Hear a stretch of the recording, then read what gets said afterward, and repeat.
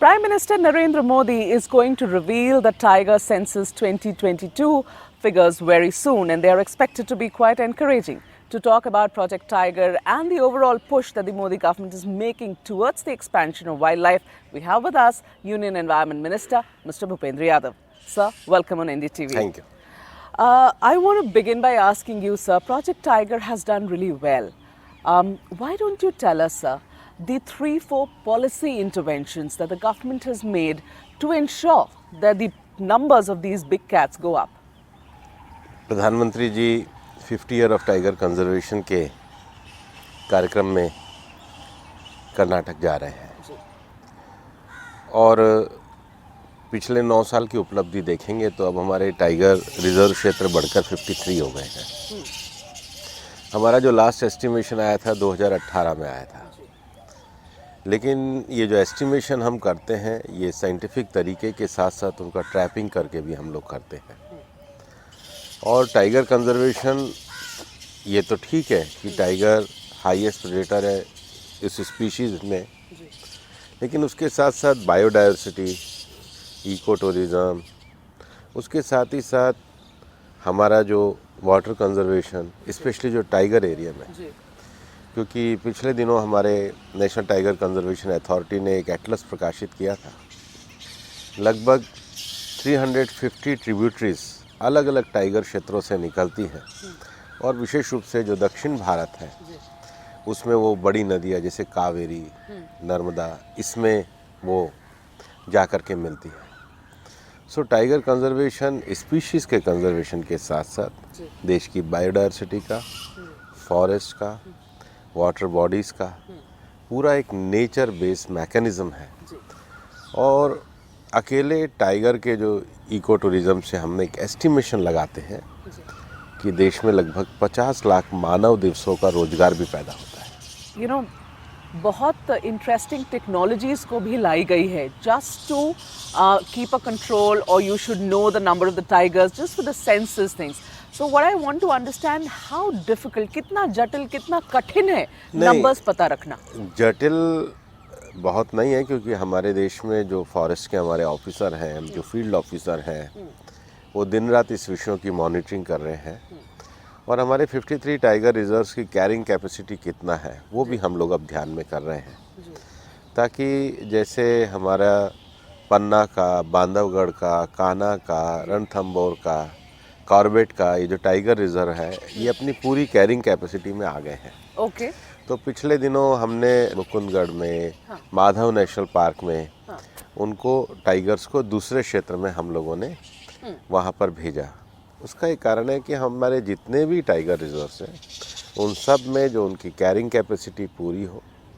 और सबसे बड़ी बात जो वाइल्ड कैट का है कि उनका जो अपना हैबिटेट एरिया है, उनका जो अपना तरीका है, क्योंकि टाइगर अपनी पूरी एक टेरिटरी को बनाता है, तो उनका जो विषय है उसमें हम किसी भी प्रकार का कोई हस्तक्षेप नहीं करते। उसको नेचुरल वे में जितना वो रहेगा उतना अच्छा रहेगा। While the numbers are looking good and they've been going up in all of main of your sanctuaries, what I want to understand is that there are still areas which are problem areas where the numbers are not that great, and there is also a worry that has been expressed by the conservationists about the tiger corridors getting lost.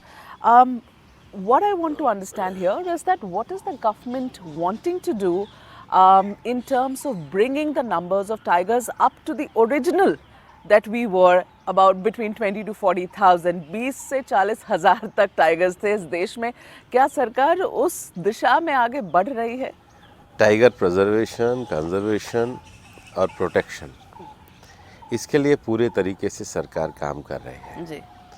और पिछले 9 वर्षों में देखा होगा कि हमारे कुछ tiger के जो रिजर्व एरिया है उनको इंटरनेशनल एक्रेडिटेशन भी मिला है। तो उनका नेचुरल हैबिटेट बना रहा है, उनकी कैरिंग कैपेसिटी बना रहा है, उनका प्रे एरिया बना रहा है, और उनका जो एक वाइल्ड लाइफ का जो उनका अपना एक एग्जिस्टेंस का सिद्धांत है वो बना रहे हैं। हमारे अधिकारी लोग, साइंटिस्ट लोग इसमें काफ़ी मेहनत कर रहे हैं। जहाँ तक कुछ जगहों पे कम संख्या या ज़्यादा संख्या का है, तो कुछ जगहों के ऐसे उदाहरण भी है, जैसे पन्ना है जी। तो पन्ना एक बार टाइगर ख़त्म होने के कगार पे था, लेकिन आज पन्ना की संख्या बहुत अच्छी है। सरिस्का में एक बार टाइगर एक्सटिंक्ट होने के कगार पे आए थे। जी। तो इस प्रकार के क्षेत्रों की पहचान करके हम लोग वहाँ पर वापस से टाइगर्स को अन्य क्षेत्रों से स्थापित करने के लिए कार्य कर रहे हैं। जहाँ तक कॉरिडोर का विकास है, ये जितना भी डेवलपमेंटल एक्टिविटी है उसको ध्यान में रखते हुए आपस में टाइगर हैबिटेट्स को जोड़ना चाहिए। इसके लिए हम संभावनाओं की तलाश कर रहे हैं। एक और विषय जो किया है कि जैसे 53 हमारे टाइगर रिजर्व्स हैं, तो अभी हमने 33 एलिफेंट रिजर्व्स को भी नोटिफाई किया है। इनमें आपस में ओवरलैपिंग भी है। हाथियों का अपना एक चलने का रास्ता है, उनका एक मूवमेंट रहता है। तो जब आप जंगल को एक स्पीशीज़ को प्रोटेक्ट करने की बात करते हो तो केवल एक स्पीशीज़ का प्रोटेक्शन नहीं होता है, ओवरऑल इकोसिस्टम का प्रोटेक्शन होता है, जो नेचर के लिए बहुत ज़रूरी है, बायोडाइवर्सिटी के लिए बहुत ज़रूरी है, वाटर कंजर्वेशन के लिए बहुत ज़रूरी है। इसलिए इसको लगातार हमारे जो NTCA का फॉर्मेट हमने बनाया ही इसलिए है कि इसको एक पूरा साइंटिफिक तरीके से मॉनिटरिंग किया जाता है। अब हम इसके साथ एलिफेंट को भी जोड़ रहे हैं ताकि ये ज़्यादा अच्छे सिस्टमेटिक तरीके से हो, और अन्य सारे प्रोजेक्ट्स पे भी हमारा मंत्रालय काम कर रहा है। Many a times we have seen that in these tiger areas you have a lot of locals who are also residing. Now, how expensive is this proposition to remove or relocate the locals from those areas, and you also sort of would want their participation, their conservation. So, and these are communities that have lived with the wildlife. How involved are you keeping them in all of this? नहीं, उनको आसपास में relocate करते हैं। एक बात तो पक्की है कि जो हमारा मेन नेशनल पार्क एरिया है, जो मेन प्रोटेक्टेड एरिया है, जब आपको उसको एज इट इज़ रखना है तो आप बाकी सुविधाएं तो पहुंचा नहीं सकते जी। तो आज के समय में अगर व्यक्ति रह रहा है तो उसको सड़क चाहिए, बिजली चाहिए। तो जो मेन जो कोर एरिया है उस कोर एरिया से उनका रिलोकेशन होता है। ये बहुत सक्सेसफुली है। इसके लिए पर्याप्त कंपनसेशन भी है। लेकिन जहाँ तक पार्टिसिपेशन का सवाल है, हमारा मानना है कि जो हमारी लोकल कम्युनिटीज़ हैं उनका एक बहुत बड़ा रोल होता है। और मेरा मानना है सवाई माधोपुर, रामनगर एक ऐसे उदाहरण है जहाँ पर लोकल कम्युनिटीज़ ने इको टूरिज़्म को लेकर के बहुत अच्छा कार्य किया। इवन अलवर में भी, सरिस्का में, कॉर्बेट के पास के एरिया में भी जो लोकल लोग हैं, क्योंकि ये इको टूरिज़्म से एक आजीविका को भी पैदा करता है। केवल टाइगर प्रोटेक्शन नहीं, हम आसपास के क्षेत्रों में रोजगार के विषयों को भी बढ़ाने का काम करते हैं। अभी जहाँ बांदीपुर में भी जा रहे हैं, वहाँ सोलेगा ट्राइब्स हैं, तो वो लेंटाना के बहुत अच्छी चीज़ें बनाते हैं। और इसलिए लोकल कम्युनिटीज़ के साथ मिलकर के हम प्रोटेक्शन, प्रिजर्वेशन और इको टूरिज़्म के माध्यम से उनके रोजगार का बढ़ावा, इन सब विषयों की व्यापक रूप से चिंता करते हैं। Sir, Project Tiger of course has been a roaring success in our country. आप हाल फिलहाल में चीता भी लेकर आए and they are also doing well. अगली बड़ी कहानी कहाँ लिखी जा रही है, मैं ये जानना चाहती हूँ आपसे। देखो, माननीय प्रधानमंत्री जी का जो विज़न रहता है वो पूरे तरीके से नेचर प्रोटेक्शन को आगे बढ़ाने का विज़न है। और मैं तो मानता हूँ कि चीता इस सदी की बड़ी उपलब्धि इसलिए है कि अपने डेवलपमेंट प्रोसेस में कारणों से, पोचिंग के कारण जो प्रजाति विलुप्त हो गई, एक्सटिंक्ट हो गई, जो इकोलॉजिकल रॉन्ग हमसे हुए, तो उनको वापस से स्थापित कर कर इकोलॉजिकल हार्मनी की बात की है। एक बहुत बड़ा उदाहरण दुनिया के सामने दिया है। और इसलिए प्रोजेक्ट टाइगर के 50 साल पूरे मनाए जा रहे हैं। कल माननीय प्रधानमंत्री जी स्वयं जाएंगे। बीता हुआ कल स्वयं महामहिम राष्ट्रपति जी आसाम के काजीरंगा में गई थी। हमारे प्रोजेक्ट एलिफेंट के 30 ईयर पूरे हुए हैं। इसके साथ ही साथ माननीय प्रधानमंत्री जी ने घोषणा करी थी, हम लोग प्रोजेक्ट लॉयन पे काम कर रहे हैं। और जो हमारा गिर का जो क्षेत्र है उधर जो एशियाटिक लॉयन 100% वहाँ पर है। उसके साथ ही साथ एक और बड़ा प्रोजेक्ट जिसका हमारा एस्टिमेशन का काम लगभग पूरा हो गया है, वो प्रोजेक्ट डॉल्फिन है। क्योंकि हमारा जितना भी रिवर क्षेत्र है उसमें मीठे पानी में भी हमारी डॉल्फिन्स हैं। गंगा से लेकर के पूरा क्षेत्र है, सतलुज है, ब्रह्मपुत्र है, गंगा की सहायक नदियाँ चंबल वगैरह है। और इधर जो हमारा समुद्री क्षेत्र है जामनगर के पास, वहाँ भी डॉल्फिन्स हैं। तो प्रोजेक्ट डॉल्फिन के एस्टिमेशन, उनके कंजर्वेशन के लिए प्रोजेक्ट डॉल्फिन चल रहा है।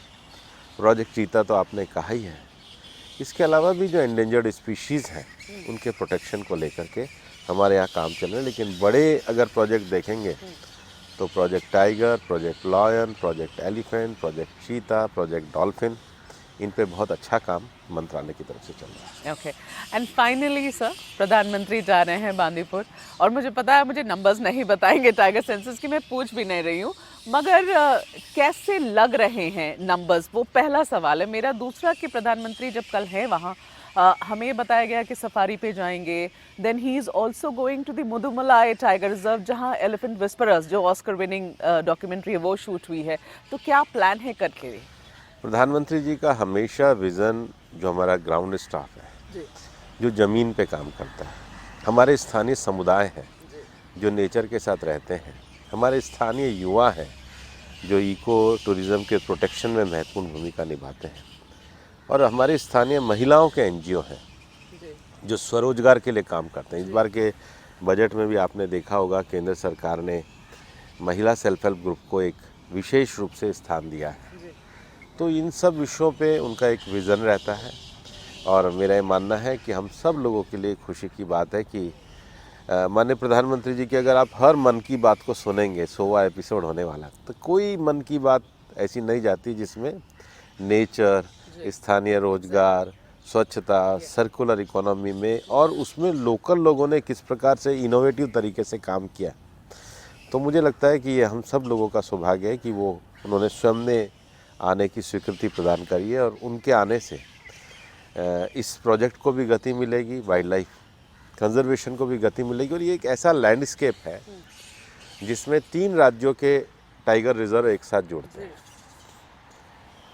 बांदीपुर, मदुमलाई और वायनाड, और ये सबसे बड़े लैंडस्केप्स में से एक है।